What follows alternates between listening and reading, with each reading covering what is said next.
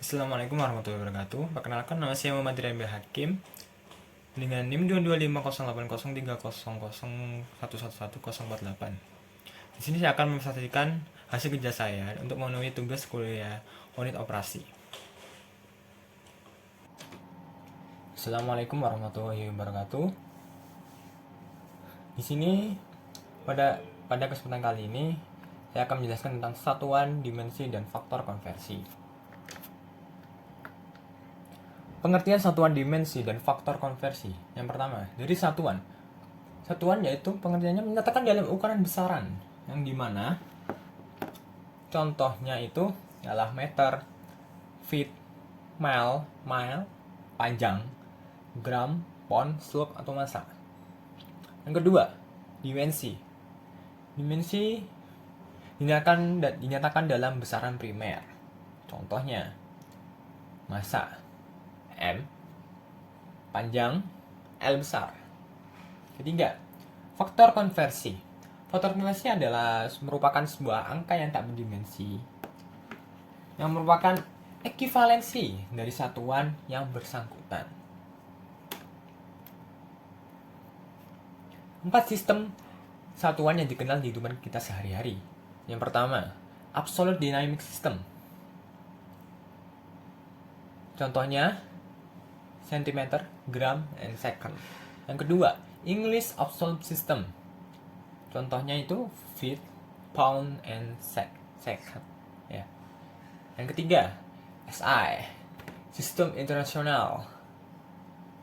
Contohnya meter, kilogram, and sec. Yang keempat, gravitational system. Gravitational system ini dibagi menjadi dua. Pertama yaitu yaitu British contohnya seperti feet, sec, and slug itu massa, dan AI American aim, dimana contohnya itu feet, sec,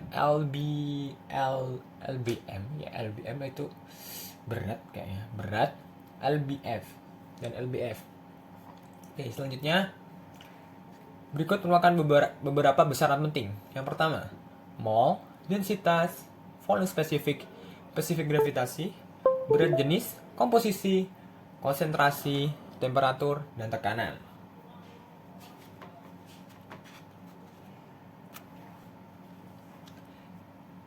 Dari mol sendiri, mol adalah hasil bagi massa suatu zat dengan berat molekulnya, dan densitas adalah atau kerapatan pada kerapatan. Densitas itu adalah kerapatan. Volume spesifik adalah kebalikan dari densitas sendiri, yaitu volume persatuan massa. Dan spesifik gravitasi atau berat jenis selanjutnya adalah berat jenis itu perbandingan kerapatan zat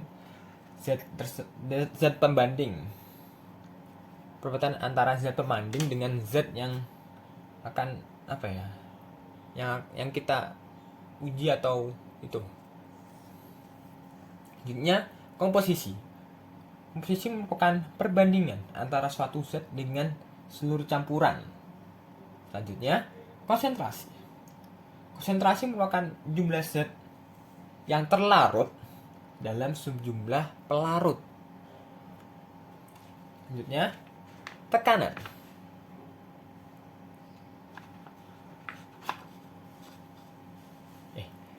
Mohon maaf. Selanjutnya, temperatur. Temperatur itu sama dengan suhu.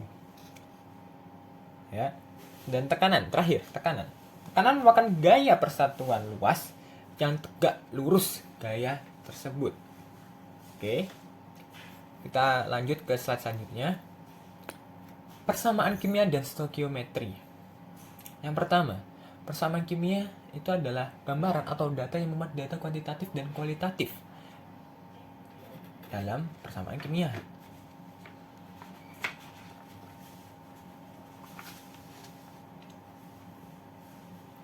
Dalam persamaan kimia, atau suatu reaksi kimia. Selanjutnya, gambar kualitatif itu bisa berupa atau bisa terdiri dari zat reaksi atau zat hasil reaksi produk efek panas. Selanjutnya, gambar kuantitatif bisa berupa komposisi, hubungan kuantitatif, dan jumlah. Jenis dalam reaksi kimia. Yang pertama, reaksi penggabungan. Reaksi penggabungan di sini itu ialah dua reaktan yang bergabung menjadi sebuah senyawa baru. Selanjutnya, kedua, reaksi pertukaran. Pertukaran itu adalah dua reaktan saling mempertukarkan ionnya. Yang ketiga, reaksi pembakaran.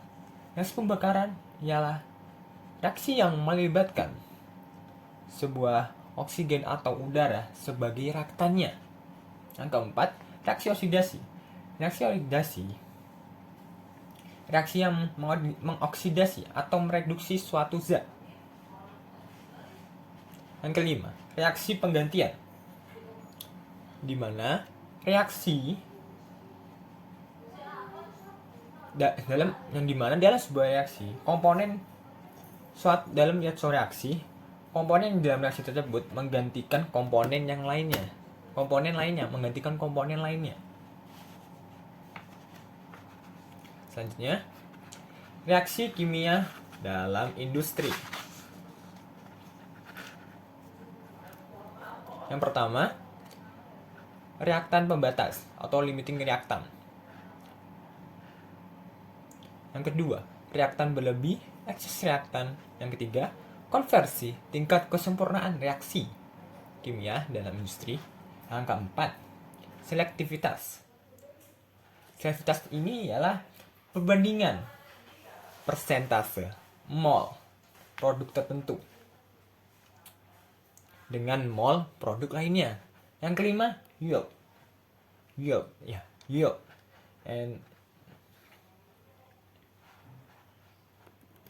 Dan terima kasih.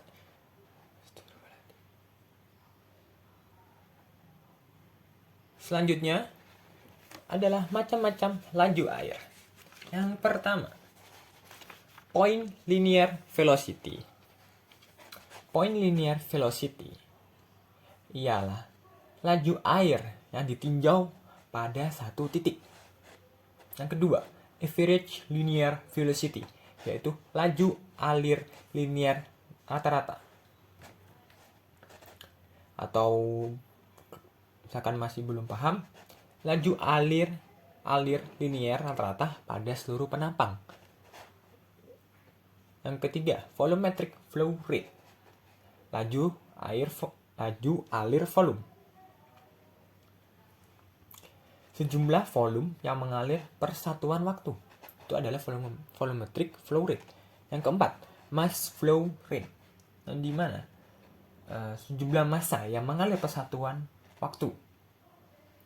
Mass flow rate ini dalam bahasa Indonesia adalah laju alir massa. Dan yang terakhir, kelima, molal flow rate, yaitu laju alir molal, yang dimana sejumlah mol yang mengalir per satuan waktu.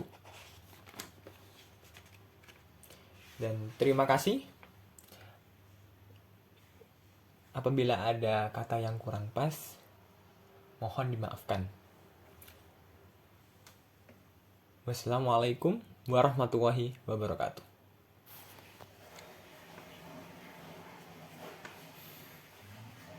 Assalamualaikum warahmatullahi wabarakatuh.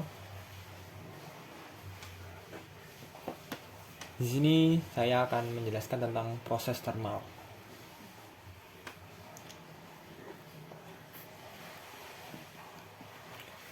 Tujuan dari proses termal. Proses termal bertujuan untuk mengawetkan produk pangan dengan membunuh mikroba, pembusuk, dan patogen menggunakan panas selama waktu tertentu.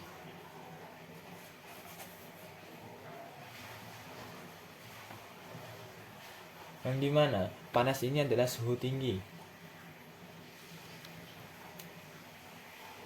Dan proses termal yang diberikan tidak semata-mata membunuh mikroba, tapi juga harus mempertimbangkan mutu akhir dari produk, di mana kerusakan mutu oleh pemanasan harus diminimalkan.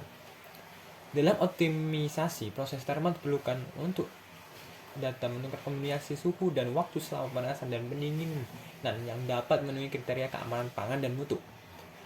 Karakteristik produk pangan dan jenis kemasan yang digunakan akan sangat menentukan kombinasi suhu dan waktu yang diperlukan untuk tujuan proses termal tersebut. Berikut ialah tabel bakteri pembentuk spora yang berperan dalam kerusakan produk pangan. Yang pertama, dari jenis bakteri termofilik dengan pH 3,7 sampai 4,5. Pertama adalah B. coagulans, S itu S. Thermophilus albugaricus, dan berasam rendah yaitu pH lebih dari 4,5. Itu ialah Thermosaccharyliticum nigrifolium Stereothemophilus. Dan untuk mesofilik dengan asam 3,7 sampai 4,5 yaitu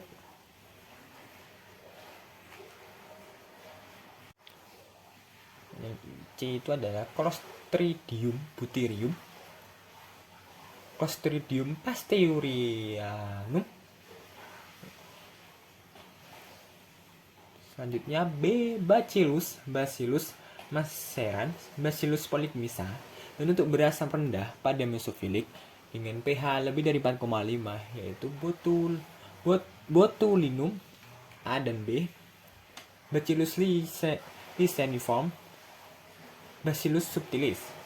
Dan untuk jenis bakteri psikrofilik dengan asam 3,7 sampai 4,5, Pseudomonas micrococcus. Untuk berasam rendah dengan pH lebih dari 4,5 yaitu Clostridium botulinum A. Dan selanjutnya ialah S. aureus. Oke, lanjut ke slide selanjutnya. Ketahanan panas mikroba. Ketahanan panas mikroba itu dipengaruhi oleh beberapa faktor-faktor berikut. Yang pertama adalah dari karakteristik pertumbuhan mikrobanya. Yang kedua dari sifat makanan di mana mikroba ini dipanaskan. Yang ketiga adalah jenis makanan di mana mikroba yang telah dipanaskan itu dibiarkan tumbuh. Selanjutnya, kinetika inaktivasi mikroba oleh perlakuan panas. Ketahanan panas dari setiap mikroba berbeda-beda dan perlu adanya kombinasi suhu dan waktu yang pas untuk membunuh mikroba. Berikut ialah tabel yang saya ambil dari kertas yang saya baca. Sesuai dengan organismenya, sel vegetatif dengan waktu 10 menit dan suhu 80 derajat. Hamir 5 menit suhu 60 derajat. Kapang 30-60 menit dengan suhu 88 derajat. Dan seterusnya sampai Bacillus subtilis 0,6 menit dengan suhu 121 derajat Celcius. Faktor-faktor yang mempengaruhi efektivitas proses panas. Yang pertama, jumlah mikroorganisme awal. Yang kedua, ketahanan panas mikroba. Yang ketiga, karakteristik bahan pangan. Yang keempat, jenis medium pemanas yang digunakan. Yang kelima, jenis dan ukuran kemasan yang digunakan. Dan itu saja penjelasan atau presentasi singkat dari saya. Apabila ada kata salah atau ada yang kurang, kami mohon dimaafkan. Terima kasih. Wassalamualaikum warahmatullahi wabarakatuh.